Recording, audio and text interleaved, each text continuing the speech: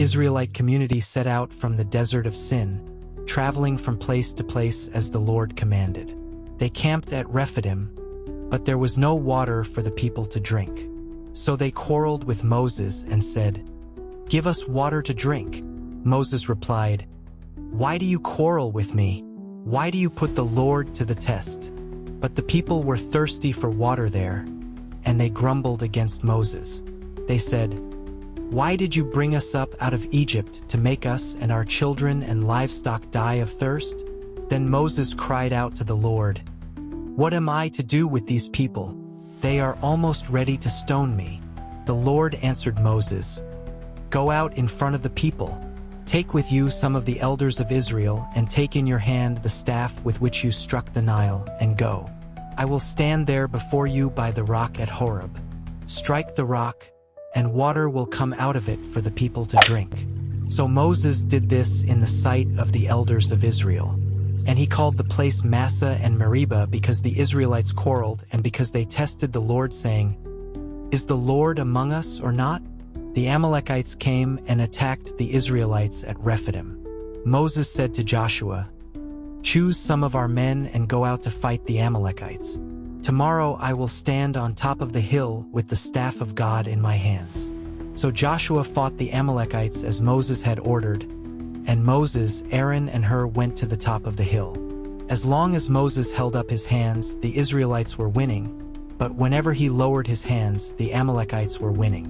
When Moses' hands grew tired, they took a stone and put it under him, and he sat on it. Aaron and Hur held his hands up, one on one side, one on the other, so that his hands remained steady till sunset. So Joshua overcame the Amalekite army with the sword. Then the Lord said to Moses, "Write this on a scroll as something to be remembered, and make sure that Joshua hears it, because I will completely blot out the name of Amalek from under heaven." Moses built an altar and called it "The Lord is my banner." He said, "Because hands were lifted up against the throne of the Lord will be at war against the Amalekites from generation to generation." Now Jethro, the priest of Midian and father-in-law of Moses, heard of everything God had done for Moses and for his people Israel, and how the Lord had brought Israel out of Egypt. After Moses had sent away his wife Zipporah, his father-in-law Jethro received her and her 2 sons. One son was named Gershom, for Moses said, "I have become a foreigner in a foreign land," and the other was named Eleazar, for he said, "My father's God was my helper. He saved me from the sword of Pharaoh." Jethro, Moses' father-in-law, together with Moses' sons and wife, came to him in the wilderness, where he was camped near the mountain of God. Jethro had sent word to him, "I, your father-in-law Jethro, am coming to you with your wife and her 2 sons." So Moses went out to meet his father-in-law and bowed down and kissed him. They greeted each other and then went into the tent. Moses told his father-in-law about everything the Lord had done to Pharaoh and the Egyptians for Israel's sake, and about all the hardships they had met along the way and how the Lord had saved them. Jethro was delighted to hear about all the good things the Lord had done for Israel in rescuing them from the hand of the Egyptians. He said, "Praise be to the Lord, who rescued you from the hand of the Egyptians and of Pharaoh, and who rescued the people from the hand of the Egyptians. Now I know that the Lord is greater than all other gods, for he did this to those who had treated Israel arrogantly." Then Jethro, Moses' father-in-law, brought a burnt offering and other sacrifices to God. And Aaron came with all the elders of Israel to eat a meal with Moses' father-in-law in the presence of God.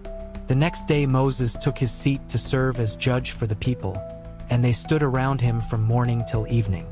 When his father-in-law saw all that Moses was doing for the people, he said, "What is this you are doing for the people? Why do you alone sit as judge, while all these people stand around you from morning till evening?" Moses answered him, "Because the people come to me to seek God's will. Whenever they have a dispute, it is brought to me, and I decide between the parties and inform them of God's decrees and instructions." Moses' father-in-law replied, "What you are doing is not good. You and these people who come to you will only wear yourselves out. The work is too heavy for you. You cannot handle it alone. Listen now to me, and I will give you some advice. and may God be with you. You must be the people's representative before God and bring their disputes to him. Teach them his decrees and instructions, and show them the way they are to live and how they are to behave. But select capable men from all the people, men who fear God, trustworthy men who hate dishonest gain, and appoint them as officials over thousands, hundreds, fifties, and tens. Have them serve as judges for the people at all times, but have them bring every difficult case to you. The simple cases they can decide themselves. That will make your load lighter because they will share it with you. If you do this and God so commands, you will be able to stand the strain, and all these people will go home satisfied. Moses listened to his father-in-law and did everything he said. He chose capable men from all Israel and made them leaders of the people, officials over thousands, hundreds, fifties, and tens. They served as judges for the people at all times. The difficult cases they brought to Moses, but the simple ones they decided themselves. Then Moses sent his father-in-law on his way, and Jethro returned to his own country. Creator John here. Thanks for watching. Check out this next video about our Lord Jesus. Check out this playlist to follow along with us through the Bible.